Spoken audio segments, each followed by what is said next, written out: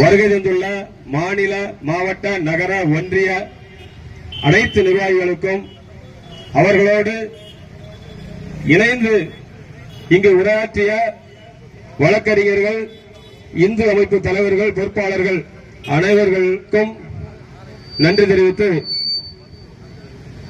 முதற்கண் எல்லோருக்கும் வணக்கம்.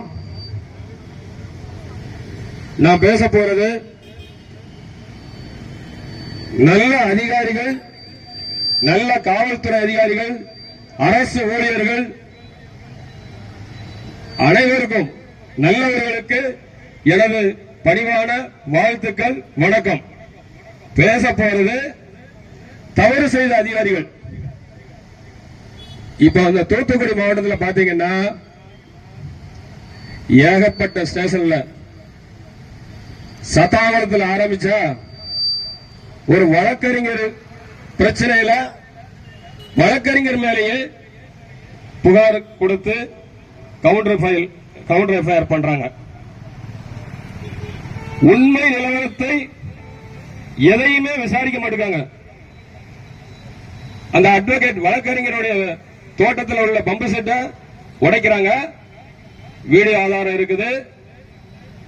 அவர் கொண்டு வழக்கறிஞர் வந்து புகார் மனு கொடுக்கிறாரு. அந்த புகார் மனுவுக்கு நடவடிக்கை எடுக்காம எதிர்தரப்பு கொடுத்த வழக்கு, அதாவது ஒரு வாரம் கழிச்சு அவங்க கொடுக்காங்க. கொடுத்த உடனே வழக்கறிஞர் மேல கவுண்டர் எஃப்ஐஆர் போடுறாங்க. கவுண்டர் எஃப்ஐஆர் போடுறதுக்கு சம்பவம் ரெண்டு ஒரே நேரத்தில் நடந்ததா? ஒரு ரெண்டு பேரும் ஒரே இடத்துல சண்டை போட்டு ரத்த காயமா குத்து காயமா பட்டா ரெண்டு பேர் மேலே வழக்கு போடலாம். ஆனா உண்மைக்கு புறமாக எதிராளிகளை காப்பாற்ற வேண்டும் என்ற நோக்கில் வழக்குகள் தொடுக்கிறார்கள். ஒரு வழக்கறிஞருக்கே இந்த நிலைமை. அடுத்து பாத்தீங்கன்னா தட்டார்மடம் காவல் நிலையம், அங்க சொல்லவே வேண்டாம். ஒரு பெண்ணை காணவில்லை, அதாவது மைனர் பெண் காணவில்லை என்று கிட்டத்தட்ட ஒரு மாத காலமாக புகார் மனு கொடுக்கிறோம். வழக்கறிஞரோட போய் இந்தா கண்டுபிடிக்கிறேன், இப்படி வாரேன், அப்போ வாரேன், எங்களுக்கு வாகனத்தை ஏற்பாடு பண்ணி கொடுங்க அப்படின்னு சொல்லி அலக்கழிச்சாங்க. நாங்க 100க்கு, அதாவது ஹெட் குவார்டர்ஸ்க்கு சம்பந்தப்பட்ட அனைத்து கதவுகளையும் தட்டினதுக்கு அப்புறம் அந்த ஜாதியினுடைய ஒரு ஜாதி தலைவர் எங்களுக்கு போனை போட்டு இந்த இதுல இருந்து நீங்க விளையிடணும். அந்த ஜாதி தலைவருக்கு எப்படி தெரிஞ்சது? காவல்துறை உளவு சொல்றாங்க.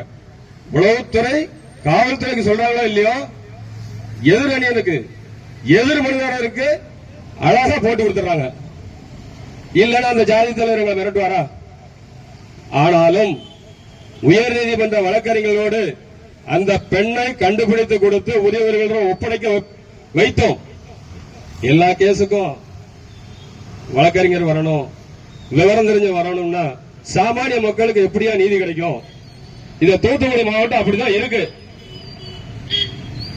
ஏழு காவல்துறைக்கு இன்ஃபார்மரா ஒர்க் பண்ணிருக்கிற, கொரோனா டயத்தில் வாலண்டியரா ஒர்க் பண்ணிருக்கிற, ஏன் ஒர்க் பண்ணும் அப்படிங்கிற நிலைமையை இப்ப உண்டு பண்ணிருக்காங்க.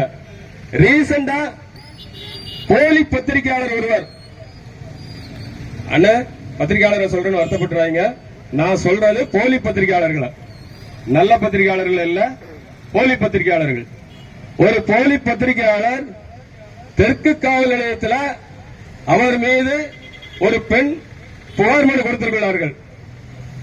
அந்த புகார் மனு கொடுத்து அவரை எதிரணியை விசாரிக்க கூப்பிடுறாங்க.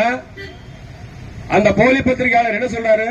உதவி ஆய்வாளரை பார்த்து, நீங்க யூனிஃபார்ம் போடல, ஒரு பொட்டச்சு பல்ல இழுத்து கொடுத்தா நீங்க வாங்கிடுவீங்களோன்னு கொச்சையா பேசுறாப்ல. அவர் மீது நடவடிக்கை இல்ல. அதே பத்திரிகையாளர் சக பத்திரிகையாளரும் மாநகர செயலாளருமான அல்போன்ஸ் அவர்களை மிரட்டுகிறார். மிரட்டிய ஆடியோ எல்லாமே இருக்கு. வடக்கு காவல் நிலையத்தில் கொடுத்தோம், எந்தவித நடவடிக்கையும் இல்ல. ஆனா அவர்கள் நினைத்தால் யார் மீதும் எவர் மீதும் பொய் வழக்கு போட்டு விடுகிறார்கள். அதுதான் வருத்தமான செய்தி. சில நபர்கள்லாம் இப்ப நேத்து திருநெல்வேலிக்கு போயிருந்த ஹைகிரவுண்டுக்கு ரொம்ப வருத்தம். ஒரு வழக்கு சம்பந்தப்பட்ட ஆளு நீண்ட நாளா ஜெயில இருக்கிறாரு. அவர் லாஸ்ட்ல பார்த்தா மனநல முத்து பைத்தியமாயி தனது பெயரையும் பொண்டாட்டியும் மறந்து ஆஸ்பத்திரியில ட்ரீட்மெண்ட் எடுத்து வராரு. நான் கேட்கிறேன், நாடுகள்ல இந்தியாவில் மட்டும் இல்ல உலக நாடுகள்ல தமிழ்நாடு போலீஸ் நல்ல போலீஸ் சொல்லியிருக்கிறாங்க, கண்டுபிடிக்கிறது இல்ல. ஏன் உண்மையான குற்றவாளிகளை கண்டுபிடிக்க முடியாதா? இந்த தூத்துக்குடி மாவட்டத்தில் எந்த வழியில உள்ள போதைப் பொருட்கள் வருது எப்படிங்கறத அவங்களால கண்டுபிடிக்க முடியாதா?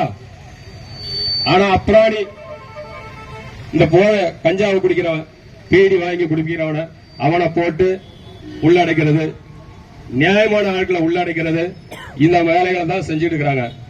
இதை தவிர்க்கணும் அப்படிங்கறது எங்களுடைய கோரிக்கை. அடுத்து பாத்தீங்கன்னா தகவல் அறியும் உரிமை சட்டம். இந்த தகவல் அறியும் உரிமை சட்டம் என்னன்னு கேட்டீங்கன்னா 150 சேவைகளை அரசாங்கத்தில் இருந்து பெறப்படுவதற்கு இந்த சேவை சட்டத்தின் மூலமாக வழிவகுக்கிறது. எவ்வித பைசா செலவு இல்லாம லஞ்ச லாவணியம் இல்லாம இந்த சேவைகளை பெறதுக்கு தான் தகவல் அறியும் உரிமை சட்டம். கிட்டத்தட்ட 2011 13 மாநிலங்கள்ல அமல்படுத்திட்டாங்க இந்த சேவை பெறும் உரிமை சட்டத்தை. தமிழ்நாட்டில் எதுக்கு நடைமுறைப்படுத்த முடியல? நடைமுறைப்படுத்தியாச்சுன்னா அதிகாரிகளுக்கு வருமானம் இருக்காது, அதை சொல்லி புரோக்கர்களுக்கு வருமானம் இருக்காது. இந்த சேவை பெறும் உரிமை சட்டத்தில் முதியோர் உதவித்தொகை பெறலாம், இலவச வீட்டுமனை பட்டா வாங்கிடலாம், இறப்பு சான்றிதழ், பிறப்பு சான்றிதழ், ஜாதி சான்றிதழ், இது போன்ற 150 வகையான திட்டங்களை சேவைகளை பெறலாம்.